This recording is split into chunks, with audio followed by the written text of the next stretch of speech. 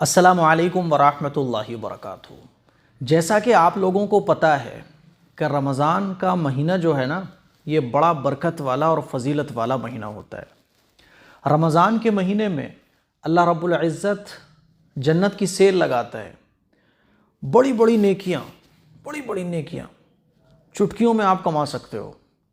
ایک نیکی کے جو ہے نا وہ 70 ملتے ہیں، اور ایک نفل نماز کا ثواب وہ فرض کے برابر ہو جاتا ہے، اور فرض کا ثواب 70 فرضوں کے برابر ہو جاتا ہے۔ اسی لیے رمضان کا ویلکم کرنے کے لیے ہم سب لوگ تیار ہو جائیں۔ اور جب رمضان آنے والا ہوتا ہے نا، تو آسمانوں پر بھی کھلبلی مچ جاتی ہے۔ فرشتے جو ہیں نا وہ رمضان کی تیاری میں مشغول ہو جاتے ہیں کہ رمضان کا ویلکم کرنا ہے۔ رمضان جب شروع ہوتا ہے تو جہنم کے دروازوں کو بند کر دیا جاتا ہے، شیطان کو قید کر دیا جاتا ہے، اور جنت کے دروازے کھول دیے جاتے ہیں۔ جنت کو جو ہے نا دھنی دی جاتی ہے، اور ایک فرشتہ اعلان لگاتا ہے، اے خیر کو طلب کرنے والے آگے بڑھ اور ڈھیر ساری نیکیاں کر لے، اور اے شر کے طالب بس کر، رک جا، گناہ مت کر۔ اور اللہ رب العزت کی رحمتیں، مغفرتیں بارش کی طرح برسنے لگتی ہیں رمضان کے مہینے میں۔ اسی لیے رمضان کا استقبال کرنے کے لیے ہم سب لوگ تیار ہو جائیں۔ آئیے جانتے ہیں کہ حضور علیہ الصلاۃ والسلام رمضان کا استقبال کیسے کرتے تھے۔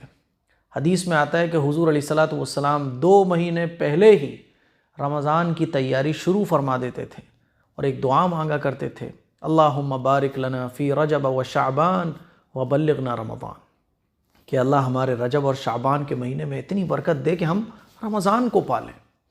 تو رمضان کو پانے کی دعا پہلا کام۔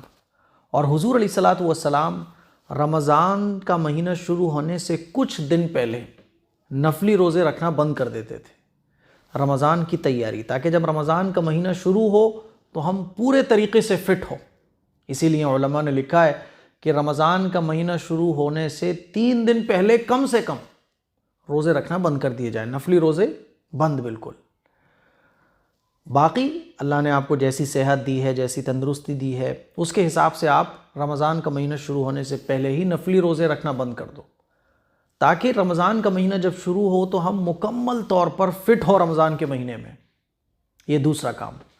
تیسرا کام کہ رسول اللہ صلی اللہ علیہ وسلم رمضان کا چاند دیکھنے کا بہت اہتمام فرماتے تھے۔ اب تو چاند دیکھنے کا رواج ہی ختم ہو گیا ہے۔ لوگ واٹس ایپ سے، سوشل میڈیا سے پتہ کر لیتے ہیں کہ چاند کب دکھے گا، چاند دکھ گیا تو خبر آ گئی۔ ایسا نہیں، نبی کی سنت ہے چاند دیکھنا۔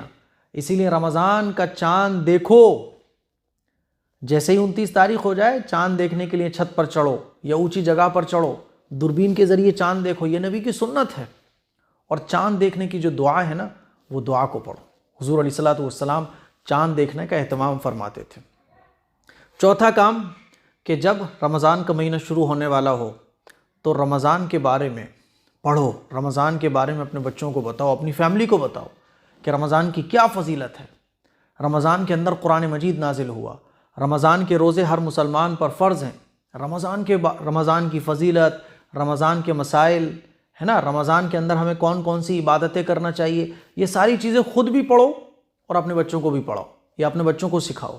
یعنی رمضان کا چرچا آپ کی زبان پر آنے لگے۔ آپ اپنے دوستوں سے ملو تو رمضان کے بارے میں بات کرو، تاکہ ایک رمضان کا ماحول قائم ہو جائے۔ صحابہ اکرام اور رسول اللہ صلی اللہ علیہ وسلم رمضان کا مہینہ آنے سے پہلے ہی رمضان کے بارے میں ذکر کرنا شروع کر دیتے تھے، آپس میں ذکر، لوگوں کو رمضان کی دعوت، ایک پورا ماحول قائم ہو جاتا تھا۔ کیونکہ جتنا کوئی بات کہی جاتی ہے نا تو اتنا ماحول بنتا ہے، اتنی فکر دل کے اندر پیدا ہوتی ہے۔ تو رمضان کے بارے میں ذکر ہونا چاہیے، گھر پہ ذکر ہو کہ بھئی رمضان کی کیا تیاری ہے، روزے کیسے رکھنے ہیں، قرآن مجید کا کیا شیڈیول رہے گا، رمضان کی فضیلت گھر پہ بتائی جائے، علماء اکرام کے بیان سنائے جائیں، تاکہ ایک ماحول رمضان شروع ہونے سے پہلے ہی ہمارے گھر کا بن جائے اور ہم سب لوگ رمضان کے لیے ریڈی ہو جائیں۔ اور آخری جو سب سے اہم کام، گناہوں سے بچنا۔ رمضان کا مہینہ شروع ہونے سے پہلے ہی گناہ جہاں جہاں سے بھی ہم کر سکتے ہوں، نہ چاہتے ہوئے بھی بعض جگہیں ایسی ہوتی ہیں جہاں سے ہم گناہ کر بیٹھتے ہیں، بہت ساری چیزیں ایسی ہوتی ہیں نہ چاہتے ہوئے بھی ہم سے گناہ ہو جاتا ہے۔ تو ایسی تمام چیزوں کے دروازے بند کر دیے جائیں کہ رمضان کے مہینے میں کوئی بھی گناہ مجھ سے نہیں ہوگا۔ تو یہ رمضان کا استقبال ہے۔ اپنے کاموں کو سمیٹو، اپنا شیڈیول بناؤ کہ رمضان کا دن مجھے کیسے گزارنا ہے، زیادہ سے زیادہ عبادت میں کیسے کر سکتا ہوں۔ 11 مہینے اللہ رب العزت نے ہمیں سونے کے لیے، کھانے کے لیے، کمانے کے لیے دیے ہوئے ہیں، لیکن یہ رمضان جو ہے نا، یہ اللہ تعالیٰ نے نیکیوں کی سیل لگا دی ہے، جنت کی سیل لگا دی ہے۔ بڑے سے بڑا گنہگار بھی مغفرت، چھوٹے سے عمل اللہ کے سامنے رکھ کر دعا کے لیے اگر ہاتھ اٹھا دے تو اللہ تعالیٰ اس کو بھی معاف فرما دیتا ہے۔ بڑے سے بڑا گنہگار، ایسا گنہگار جس کو یہ لگ رہا ہو کہ یار میں نے تو بہت دنیا کا سب سے بڑا گنہگار آدمی میں ہوں، اس کی بھی رمضان میں مغفرت ہو جاتی ہے۔ تو میرے عزیز بھائیوں، میری بہنوں، رمضان کی تیاری شروع کر دو ابھی سے۔ رمضان کا مزاج بنا لو کہ رمضان آنے والا ہے، مجھے جم کر عبادت کرنی ہے، مجھے جم کر قرآن پڑھنا ہے، راتوں میں اللہ کے سامنے مجھے ہاتھ اٹھانا ہے، سونا مجھے نہ کے برابر ہے، اتنا سونا ہے کہ بس جس سے میری طبیعت ٹھیک رہے، بس سستی باقی نہ رہے، ہے نا، پورا دن میرا اچھے سے گزرے، بس اتنا سونا ہے کہ میری تھکان اتر جائے۔ کمانا کم کرنا ہے، کھانے بھی کم کھانے۔